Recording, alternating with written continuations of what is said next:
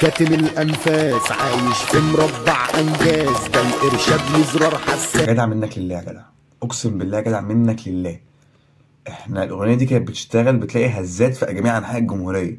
احنا ما كناش نعرف يا اسطى اول اغنيه ايه، احنا كنا بنسمعها من اول محطوط تشكيل، وبعد كده بقى كان بيحصل حركات بهلوانيه كلنا بنركز معاها.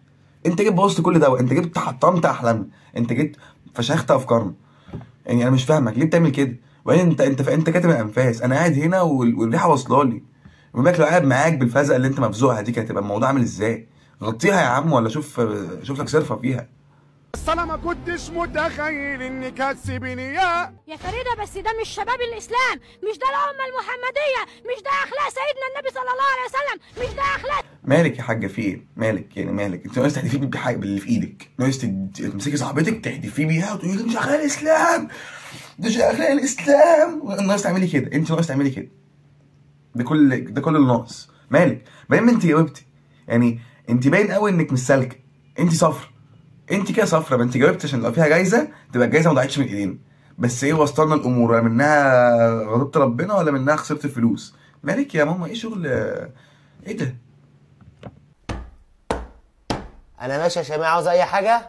لا سلامتك يا استاذ حسام. يلا مع السلامه.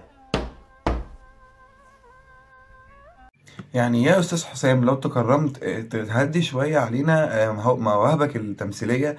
انت من كتر ما انت عندك مواهب تمثيليه عاليه ورفيعه، انا اول ما سمعت صوت الجزمه وهي بتنزل على الدولاب بحسبك ماشي من ورايا. انا بصيت ورايا يا استاذ حسام وفكرتك ماشي من ورايا يا استاذ حسام. كده كتير، كده كتير يا استاذ حسام، كده كتير.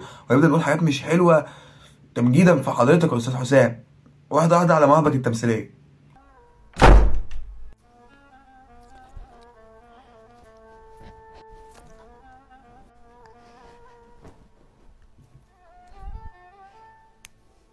الو، ايوه يا جبريل، اخويا حسام لسه نازل.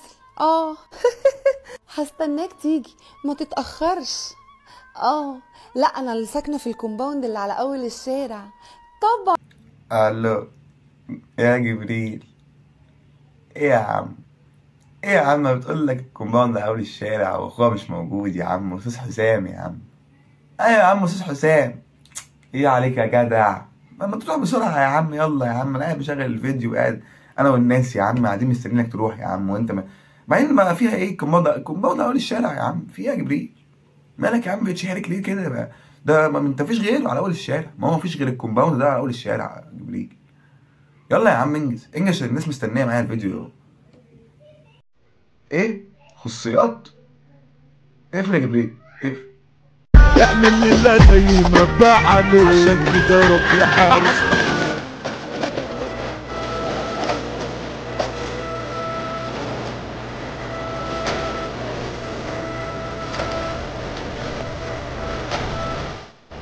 يعني هو بعيدا عن الفن خالص، وان استاذ كابونجا صوته ما يتعوضش، مفيش منه اتنين. بس انا بقى في تعليق عندي على حوار التوك توك. انا الفيديو ده مش هدفي ان هو يضحك اكتر ما انا هدفي ان انا افهم هو ليه التوك توك بيتحط فيه كل كماليات العربيه وكل كماليات الموتوسيكل. ليه؟ وليه كل سواقين التكاتك بيبقى عندهم هدف ان هم يحطوا كل كماليات العربيه وكل كماليات الموتوسيكل؟ يعني ليه مثلا مش بيحطوا مثلا كام حته مثلا بتنور وكام دبدوب وخلصت؟ ليه يبقى هدفهم يركبوا اجنحه ويطيروا؟ ليه؟ ده سؤال عندي، سؤال يعني بالنسبه لي انا عايز اوصل لاجابته نفسي.